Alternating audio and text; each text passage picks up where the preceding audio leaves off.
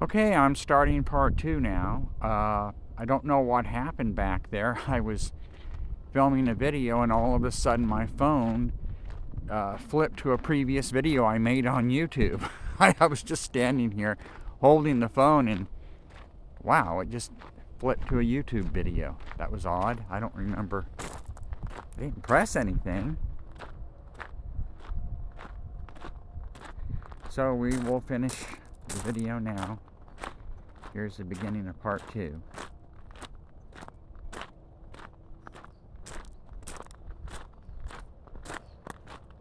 It's beautiful out here.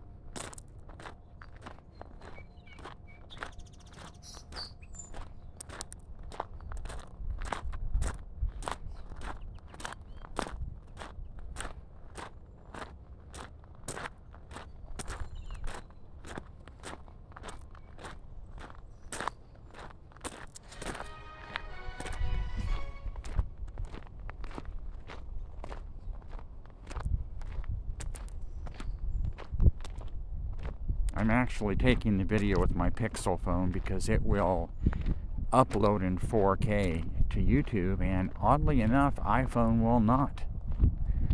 Even if you shoot the video on an iPhone in 4K 60, it will only upload to a maximum of 1080p on YouTube. I don't know why. I haven't found an answer for that. My shadow in front of me. Yeah, as you can tell, it's a long, winding road. We're at least, we're nearly 10 minutes in, and we still aren't there.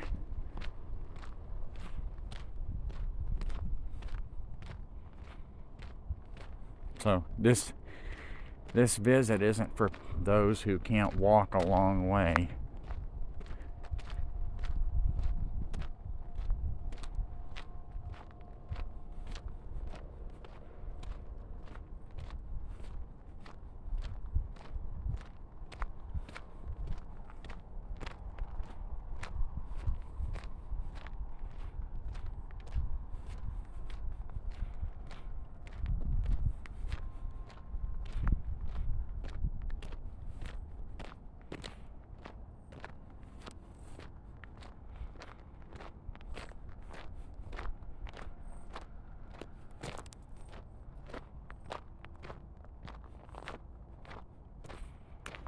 And there is the entrance. As you approach, you get this haunted feeling.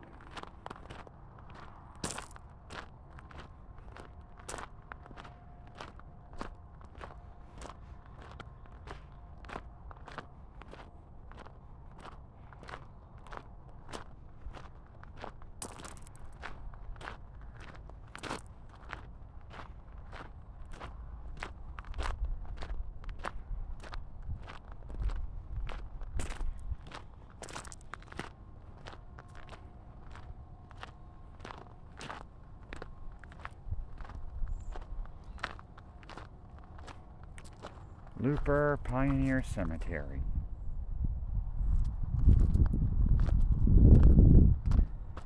Visitors welcome dawn to dusk. I guess we'll go ahead and go on in then.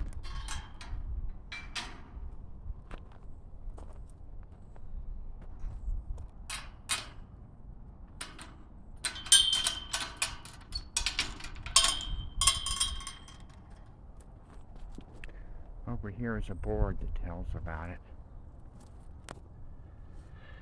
The Lost Wagon Trail of 1853. There are 18 individuals interred at Looper Cemetery who were part of this famous wagon train. Emma Marie Adkins, Alan and Rachel Bond, Isaac and Hetty Bond, John and Maria Bowers, Elizabeth Atkin Bushnell, Charles Alvin Bushnell, Minerva Butler, Joseph C. Jennings, Joseph Lyman and daughter Mary Lindman, Vincent and Sarah McClure, James F. McClure and son, Robert B. McClure, Harriet Brakeman Wadsworth, in 1853.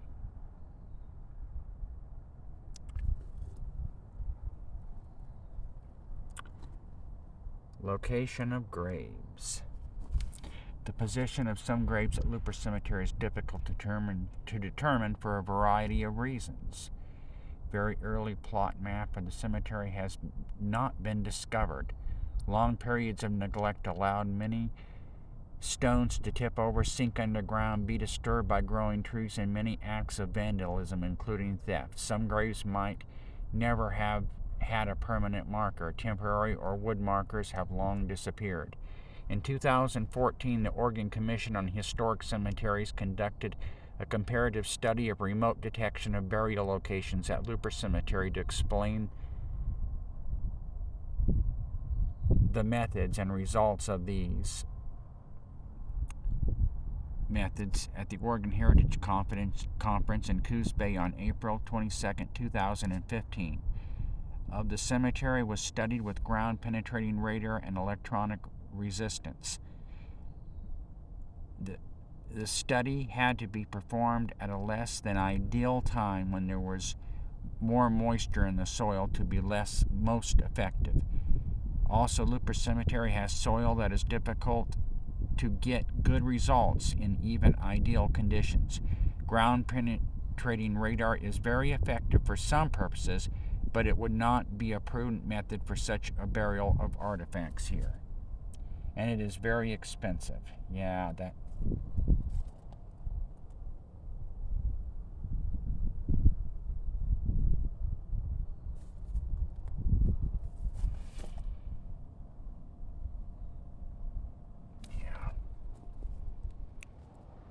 Over here is the headstone in memory of those with unmarked graves.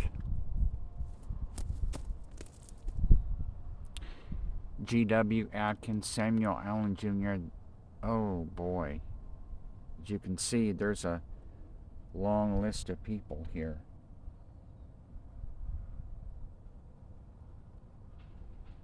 They have no idea where they were buried. Well, we're here now. Let's go on in.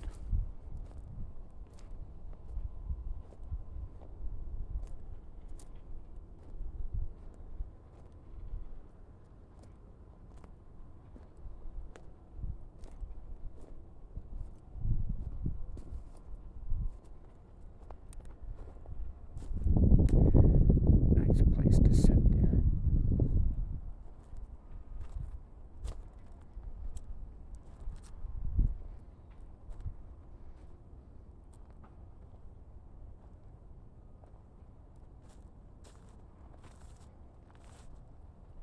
Here are some of those graves that are barely marked.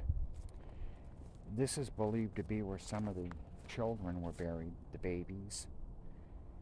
And one of the purported haunting things about this cemetery is people have reported hearing a baby cry in here. I personally have not experienced that.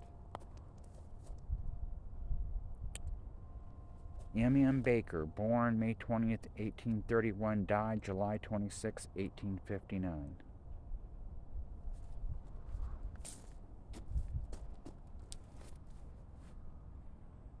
V.S. McClure, died May 15th, 1898, aged 22 years, 8 months, and 16 days. Wow. This is one of the people that were mentioned in the famous wagon train, and it's so sad that these people They came all of this way, over rugged mountains, thousands of miles in a covered wagon, and then just to die at the end of the trail. It's very sad.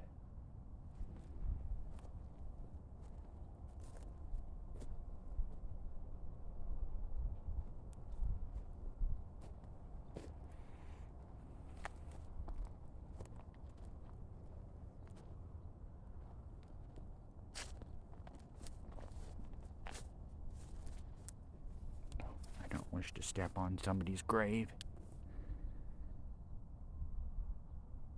I can't read the name except Jane is the last part. Died 1865. Wow, during the Civil War.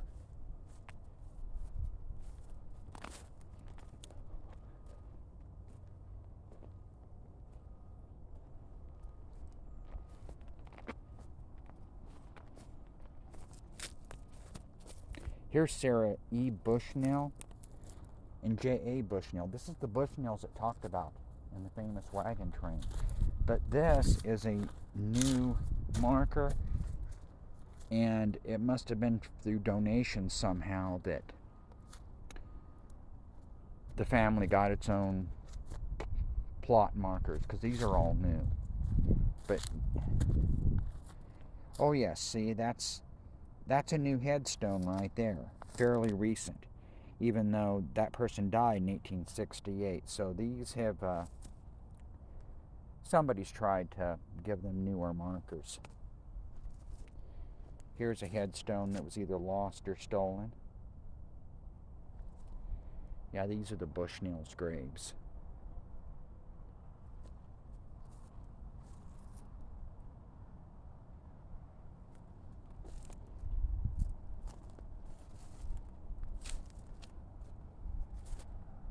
Every time I'm here, you get this feeling like you sometimes, like now, sometimes you feel absolutely alone in here. And other times you feel like you're not alone.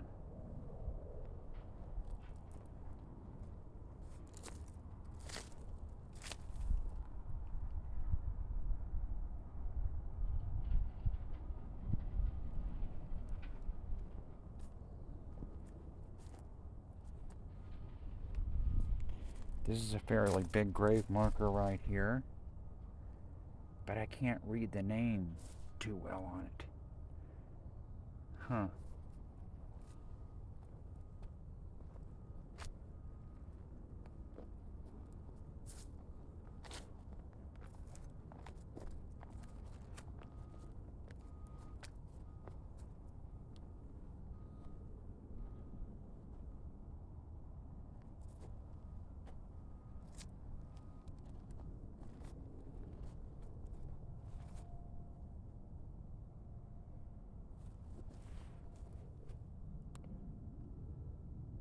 Mother, I believe it says, or Matter,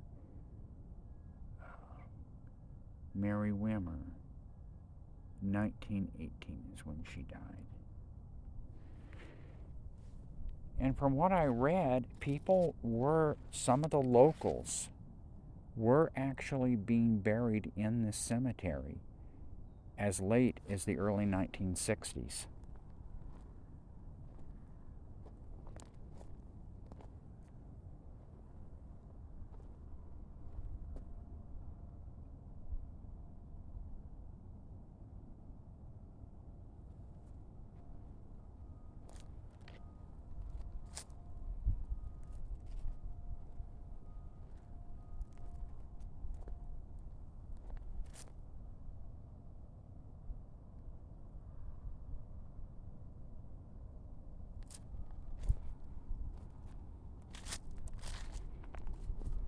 I won't have time to go through every grave in the cemetery right now.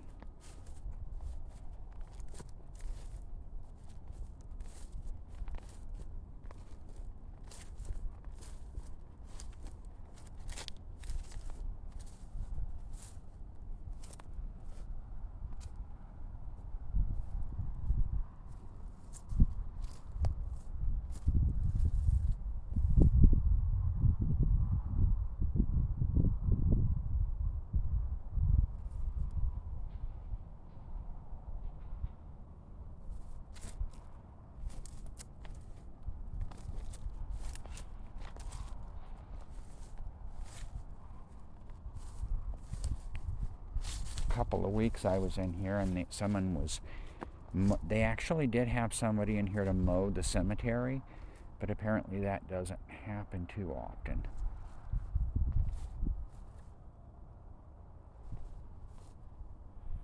Maria, wife of John Bowers, born September 6, 1821, died September 16th, 1898.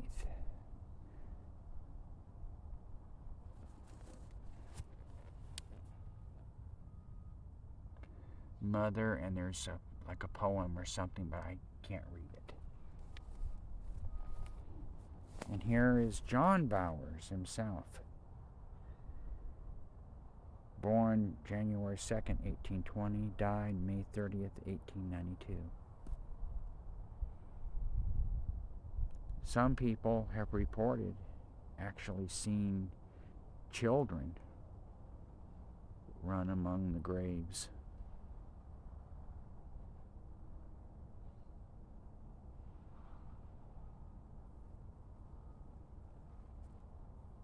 It's interesting that today you can hear heavy equipment from the local grass farms on either side, where once there was only the sound of horses, hooves, and wagons.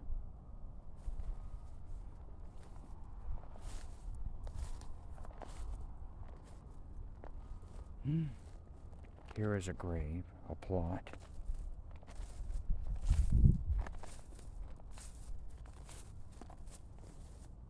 John Paul, son of M.B. Applegate, September 10th, 1922, died 1924.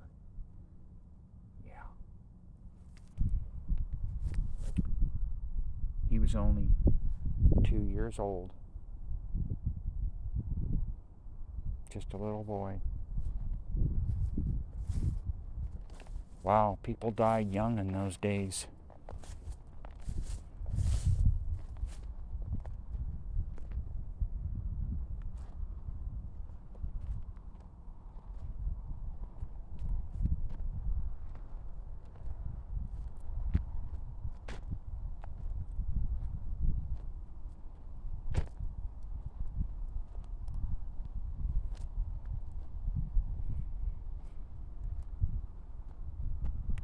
Here's some kind of a grave that someone tried to make some kind of a marker for it.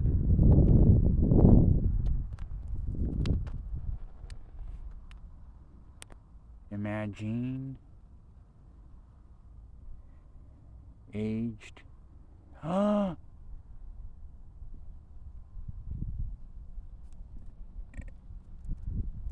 can't quite read it, but wow. Wow. I think it was someone really young.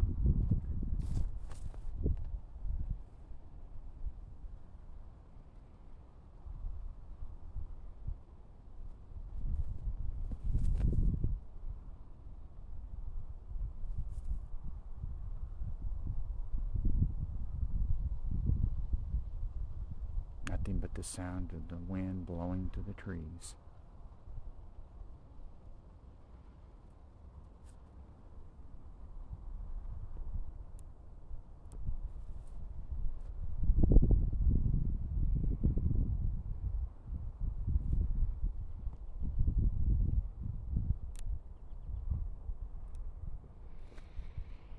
Well, that's all for now. I'll be starting my Ghost Tube series pretty soon. And from Looper Pioneer Cemetery, this is John F.